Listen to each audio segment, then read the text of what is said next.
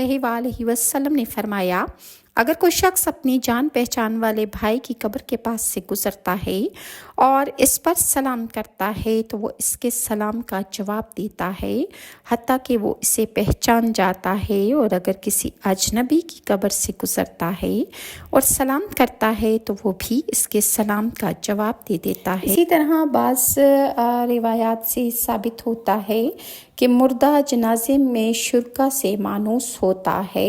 صحیح احادیث سے بھی یہی بات ثابت ہے کہ مردہ مدفون ہونے کے بعد جنازے میں شریک ہونے والوں سے مانوس ہوتا ہے۔ روایت کیا گیا ہے کہ مرض الموت میں عمرو بن العاص دیوار کی طرف رخ پھیر کر کافی دیر تک روتے رہے۔ آپ کے بیٹے نے آپ سے پوچھا کہ ابا جان، آپ کیوں روتے ہیں؟ کیا اللہ کے رسول صلی اللہ علیہ وآلہ وسلم نے آپ کو فلاں فلاں خوشخبری نہیں دی تھی؟ لہٰذا عمرو بن العاص فرمانے لگے، ہم سب سے افضل توحید اور رسالت کے اقرار کو سمجھتے تھے۔ میری زندگی 3 مختلف حالات سے گزری ہے۔ ایک زمانے میں تو مجھے رحمت للعالمین سے بہت بغض تھا اور میں آپ کے قتل کرنے سے زیادہ کوئی چیز مجھے عزیز نہ تھی۔ اگر خدا نخواستہ میں اسی حالت میں مر جاتا تو یقیناً میں دوزخیوں میں سے ہوتا۔ پھر جب اللہ نے میرے دل میں اسلام کی محبت پیدا فرما دی تو میں نے آپ سے کہا کہ آپ اپنا ہاتھ مبارک پھیلائیں، یعنی میں نے رسول اللہ سے درخواست کی کہ آپ اپنے ہاتھ مبارک کو پھیلائیں تاکہ میں آپ کے ہاتھ پر بیعت کر لوں۔ تو رسول اللہ صلی اللہ علیہ وآلہ وسلم نے داہنا ہاتھ پھیلا دیا، لیکن میں نے اپنا ہاتھ کھینچ لیا۔ رسول اللہ نے پوچھا، عمرو کیا بات ہے؟ میں بولا، ایک شرط ہے۔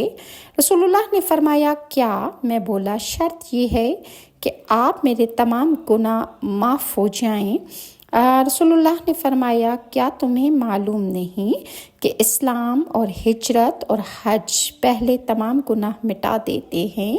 اب آپ مجھے سب سے زیادہ محبوب ہیں اور میری نگاہ میں سب سے زیادہ جلیل القدر تھے۔ رسول اللہ صلی اللہ علیہ وآلہ وسلم کی شان جلالت کے باعث میں رسول اللہ کو نظر بھر کر بھی نہ دیکھ سکتا تھا۔ اگر کوئی مجھ سے رسول اللہ کا حلیہ پوچھتا تو میں اسے نہیں بتا سکتا تھا، کیونکہ میں کبھی نظر بھر کے یا نظر اٹھا کر رسول اللہ کی طرف نہیں دیکھا کرتا تھا، کیونکہ جلالت شان کے باعث اچھی طرح میں رسول اللہ کو دیکھتا ہی نہ تھا۔ اگر میں اسی حالت پر فوت ہو جاتا تو مجھے توقع تھی کہ میں جنتی ہوتا۔ پھر مجھے ایسے حالات سے سابقہ پڑا کہ نامعلوم ان کے باعث